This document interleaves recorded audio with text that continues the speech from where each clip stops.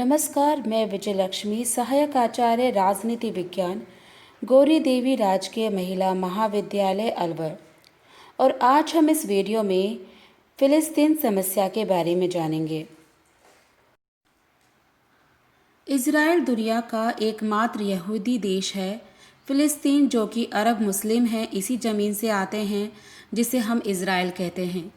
जब भी इज़राइल का नाम आता है, यही पता चलता है कि यहूदियों और मुसलमानों की लड़ाई 1000 साल से चल रही है और इज़राइल ने इस्लाम के खिलाफ जंग छेड़ रखी है। लेकिन ये लड़ाई ज़मीन और पहचान के लिए थी, इस्लाम के खिलाफ नहीं। इस जगह की लड़ाई दो भाग में हुई, एक अरब इज़राइल और दूसरी इज़राइल फ़िलिस्तीन। पहली लड़ाई हुई दो समुदायों के राष्ट्रवाद के चलते, जो द्वितीय विश्व युद्ध और इसके साथ ब्रिटेन का राज खत्म होने के साथ उभरा था। अरब देश विदेशी शासन से अपनी आज़ादी के लिए खड़े हुए थे और दुनिया में जगह जगह फैले हुए यहूदी तरह तरह के अत्याचारों से परेशान थे और अपने लिए देश बना रहे थे। दिक्कत ये हुई कि दोनों समुदायों ने एक ही ज़मीन को अपना मान लिया, जो ब्रिटेन के कब्जे से हाल ही में ही मुक्त हुआ था। हालांकि 1947 में यूएन ने प्रस्ताव दिया कि इस जगह को दो देशों में बांट दिया जाए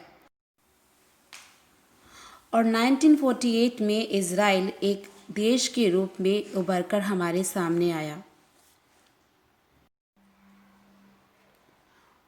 इज़राइल और फ़िलिस्तीन के बीच का इतिहास।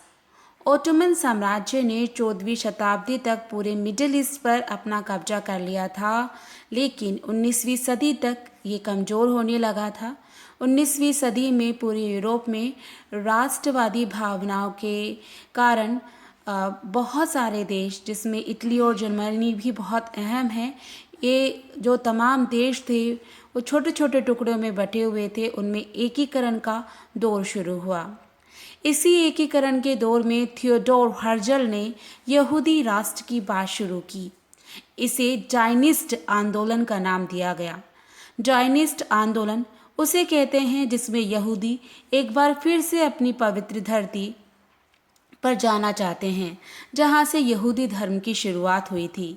यह तकरीबन 3000 साल पहले फ़िलिस्तीन में इसकी शुरुआत हुई थी।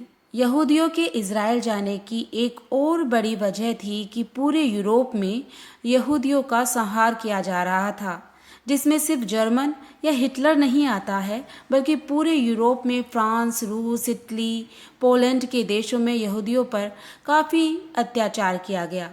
इनके धर्म को कई जगहों पर बैन कर दिया। इन अत्याचारों के चलते यहूदियों ने अपनी धरती पर वापस जाने की शुरुआत की। 1917 में जब फर्स्ट वर्ल्ड वॉर चल रहा था, तभी ओटोमन साम्राज्य हारने की कगार पर था।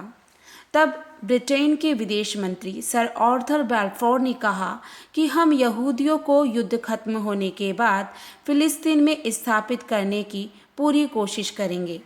लेकिन इसी दौरान ब्रिटेन ने गुपचुप तरीके से एक साइक्स पीको करार किया। इसे फ्रांस और रूस के साथ किया गया था, जिसमें ये कहा गया था कि प्रथम विश्व युद्ध खत्म होने के बाद कौन सा देश किस देश पर अपना कब्जा करेगा। इस करार के तहत ब्रिटेन में फ़िलिस्तीन को अपने हिस्से में रखा गया था, जबकि सीरिया और जॉर्डन को फ्रांस को दे दिया गया था, जबकि टर्की के कुछ इलाकों को रूस को दे दिया गया था। इसके ही साथ अरब देशों को भी ब्रिटेन ने भरोसा दिया कि युद्ध के बाद वे फ़िलिस्तीन उनको दे देंगे, अगर आप ओटोमन साम्राज्य के खिलाफ हमारा साथ दें। पहले विश्व युद्ध के बाद फ़िलिस्तीन में एक नई सरकार का गठन हुआ। इस दौरान बड़ी संख्या में फ़िलिस्तीन में यहूदी शरण लेने लगे। यहाँ इस समय यहूदियों की कुल आबादी सिर्फ 3% थी, लेकिन अगले 30 साल में ये बढ़कर 30% तक हो गई। यहूदियों ने यहाँ आकर अरब लोगों से ज़मीन खरीदना शुरू कर दिया और यहाँ यहूदी बस्तियों की स्थापना करनी भी शुरू की। इसी दौरान 1936 में ब्रिटिश सरकार के खिलाफ अरब ने बगावत शुरू कर दी इस बगावत को ख़त्म करने के लिए ब्रिटेन की सरकार ने यहूदी लड़ाकों का साथ दिया।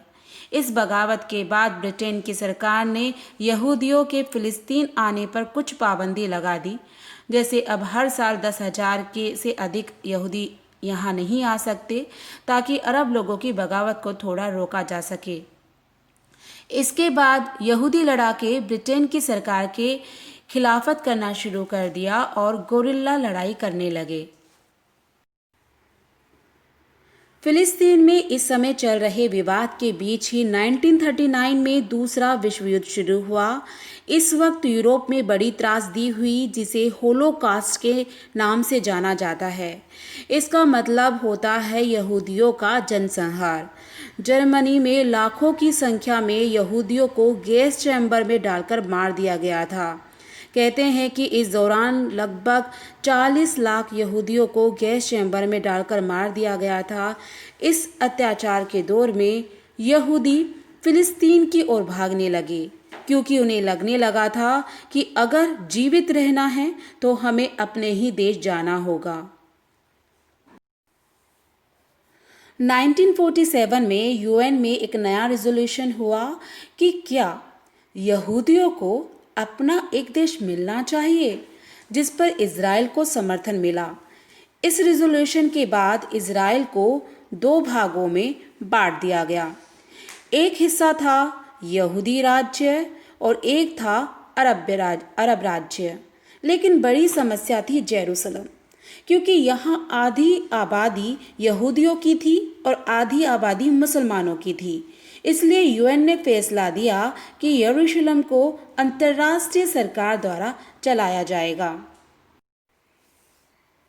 लेकिन इस घोषणा के तुरंत बाद इज़राइल के आसपास के देशों ने इज़राइल पर हमला कर दिया। मिस्र, सीरिया, इराक, जॉर्डन ने इज़राइल पर हमला कर दिया।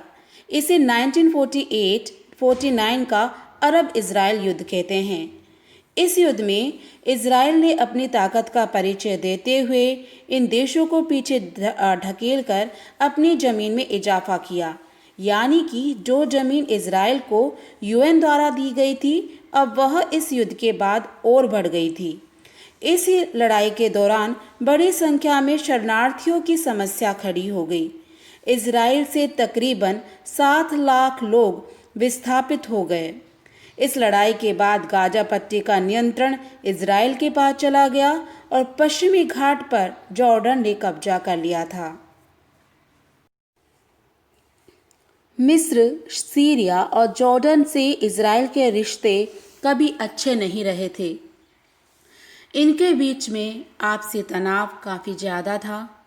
1967 में मिस्र ने अपनी सेना इज़राइल की सीमा पर तैनात कर दी, लेकिन इज़राइल ने मिस्र के हमले से पहले ही हमला कर दिया और इस लड़ाई में इज़राइल ने मिस्र, जॉर्डन और सीरिया को बुरी तरह से हराया और कई इलाकों को इन देशों से इज़राइल ने अपने कब्जे में कर लिया, जिसमें गाजा और वेस्ट बैंक आज भी इज़राइल के कब्जे में हैं। 1978 में इज़राइल को मिस्र ने पहली बार एक राष्ट्र के तौर पर मान्यता दी, जिस पर काफ़ी विवाद हुआ था। उस समय मिस्र के तत्कालीन राष्ट्रपति अनवर सदात की हत्या तक कर दी गई थी। इन तमाम संघर्ष के बाद फिलिस्तीन और इज़राइल के बीच विवाद शुरू हुआ।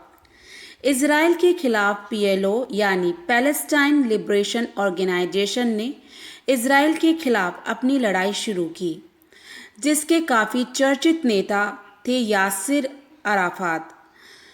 फिलिस्तीन के लोगों ने इज़राइल सरकार के खिलाफ अपना विरोध शुरू कर दिया, क्योंकि इन लोगों को इनके अधिकार नहीं मिले और वेस्ट बैंक पर इज़राइल की सेना तैनात थी। ये विवाद हिंसा में तब्दील हो गई और तकरीबन 100 यहूदी और 1000 अरब की मौत हुई। इस दौरान हमास का जन्म हुआ, जो पीएलओ से भी ज़्यादा खतरनाक था। पीएलओ इज़राइल से समझौते के पक्ष में था, जबकि हमास का मानना था कि इज़राइल देश का अस्तित्व नहीं है और हम इसे राष्ट्र नहीं मानते। वेस्ट बैंक में एक ग्रुप है पैलेस्टाइन लिबरेशन ऑर्गेनाइजेशन जो इज़राइल से बातचीत करता रहता है, और गाजा में एक ग्रुप है हमास जिसने इज़राइल को मिटा देने की कसम खा रखी है। 1993 में ओस्लो करार के तहत इज़राइल और फ़िलिस्तीन, या यूँ कहें इज़राइल के पीएम यित्ज़हाक राबिन और पीएलओ के नेता यासिर अराफात के बीच समझौता हुआ। इन दोनों ही नेताओं को नोबेल पीस अवार्ड मिला था। इस समझौते के तहत पीएलओ ने इज़राइल को एक राष्ट्र के तौर पर मान्यता दी और इज़राइल की सरकार ने पीएलओ को मान्यता दी। इससे पहले पीएलओ को आतंकी संगठन माना जाता था। समझौते के तहत 5 साल के लिए हिंसा को रोकने पर करार हुआ। वर्ष 2000 में एक बार फिर से इज़राइल और फ़िलिस्तीन के बीच संबंध खराब हो गए।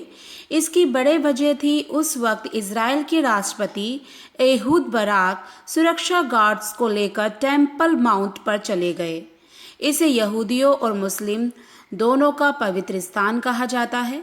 इसके चलते फ़िलिस्तीन के लोग भड़क गए और हिंसा शुरू हो गई। इस दौरान तकरीबन 1000 यहूदी और 3200 के करीब फ़िलिस्तीनियों को मार दिया गया। कई बसों को उड़ा दिया गया, कई जगह धमाके किए गए।